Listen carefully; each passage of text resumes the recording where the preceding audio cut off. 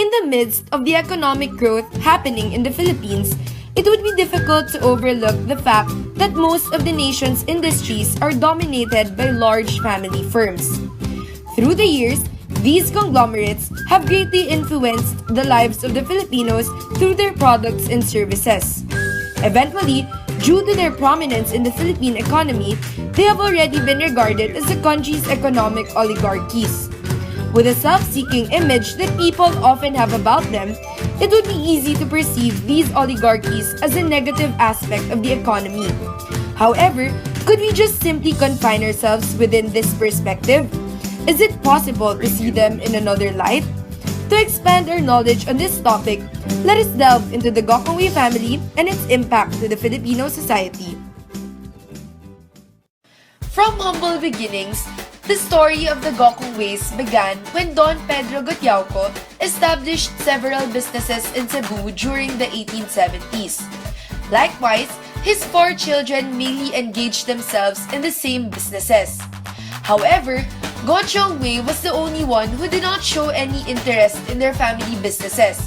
Rather, it was his son, John Gokongwei Sr., who drew his full attention to establish their family name in Cebu.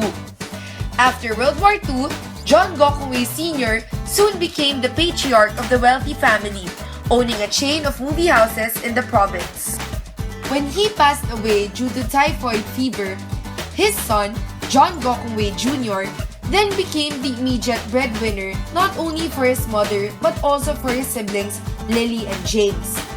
Fortunately, through his persistence, he and his family eventually rose from the adversities they encountered.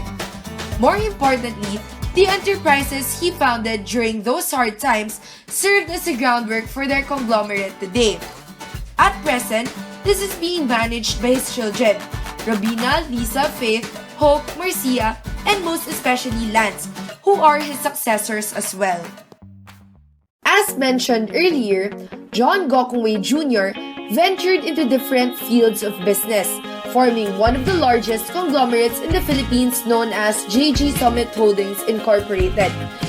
This business empire established by Gokongwei encompasses various industries, some of which include food, retail, property and hotel management, petrochemicals, financial services, telecommunications, and aviation.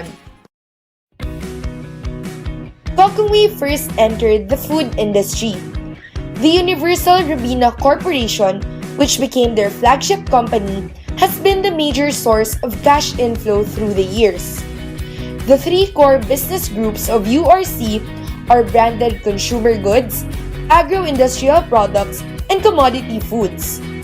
All of these production sections of URC have been successful in their own respective fields. In fact, the branded consumer food products such as Jack and Jill eventually became the dominant branded snack food in the country and still remains very successful in its sales of food snacks, chocolates, candies, noodles, and beverage drinks. Robinson's Land Corporation was incorporated, having 7 wholly owned consolidated subsidiaries which are collectively known as the RLC Group. One of the most notable projects by RLC is the Robinson's Galleria Complex, which has actually become the model for mixed city development. Furthermore, Robinson's Malls, one of the largest and most successful chains of malls in the country, Robinson's Offices, Robinson's Hotels and Resorts, under International Summit and Go Hotels brands with 14 hotel properties nationwide, and Robinson's Residential Division all show how RLC has grown steadily and is now one of the Philippines' leading real estate companies.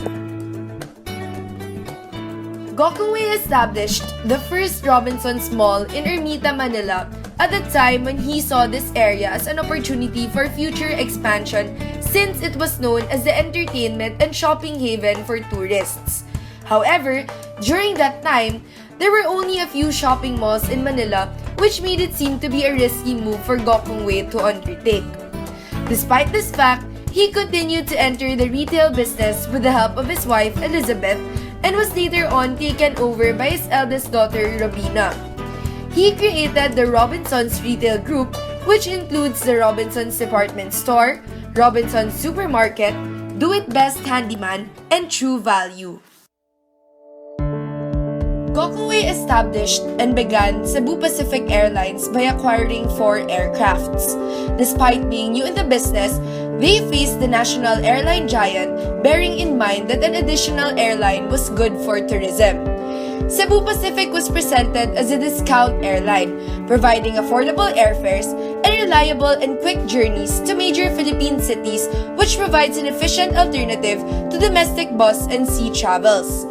In fact, the airline remains to be the pioneer in creative pricing strategies as it manages to offer the lowest year-round fares for all its flights. At present, Cebu Pacific is known as the second national flag carrier in the country, making it the youngest fleet of budget airlines in Southeast Asia. Knowing how vast the businesses of the Gokongwei family are, seeking insights from different individuals would be necessary to determine their effects on the Filipino people. Thus, we conducted interviews to discover more about the family businesses beyond their products and services by asking if they have positive or negative effects in our economy. Robinson's Retail Holdings has 10 retail formats under its wing. And we have over 1,500 stores, excluding the stores of the generics pharmacy, of which we acquired 51% last May. So can you imagine all the people we employ, especially outside Metro Manila, where modern channel is still very, the penetration of modern channel is still very low. Give the people outside of Metro Manila a very nice place to shop, and we also give them jobs. Now we probably expand our existing business, not go into a new business altogether. It's something that you already know, something you're comfortable with. For example, last May we bought 51% of the generics pharmacy. It's an extension of our retail business. Better to focus on something that you are experienced with and then improve Half on it. ng entire assets ng entire economy natin is controlled by the 10 richest families alone.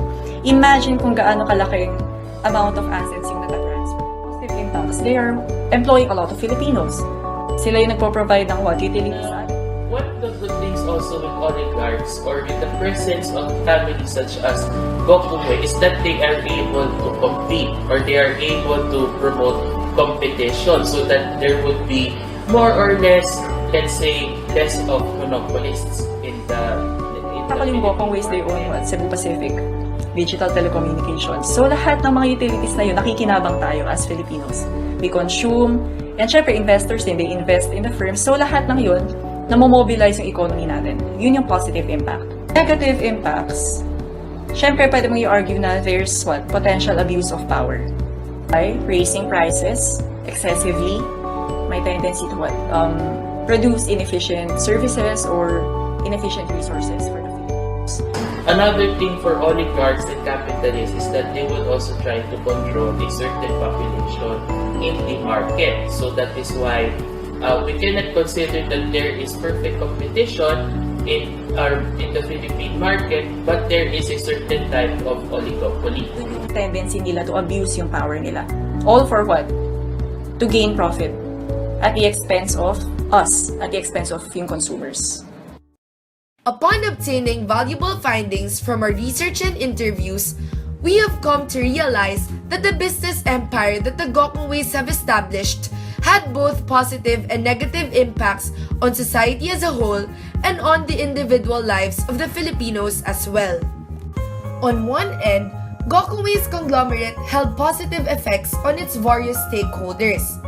First, as mentioned previously, their businesses had a great impact on the Philippine economy since the consistent high demand of their products and services in both domestic and foreign market allowed for the growth of our national economic stance in the worldwide perspective.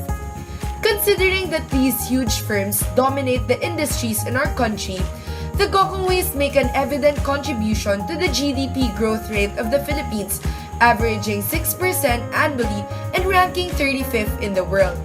Meanwhile, the multiple entities owned by the Gokongweis also generate jobs for the Filipinos, which contributes to the decrease in the unemployment rate in the Philippines. In addition, Gokongwei's businesses provide affordable products and services that supplement the daily needs of the people. Without their companies, the production of commodities would not have been as extensive and accessible to everyone as it is today. Lastly, Gokongwei's conglomerate creates competition against other big players in the field of business. This makes the business industry less monopolized, and it also gives the consumers a wider variety of options when choosing a particular product or service. Despite their positive impacts as one of the leading corporations in the Philippines, it is inevitable for them to have negative impacts as well. With the presence of oligopolies in the country, the capacity and the opportunities of new and smaller enterprises are limited. In terms of competition, they would find it difficult to be at par with other leading firms upon entering the market. Consequently, small enterprises are torn between decreasing and increasing the prices of their products.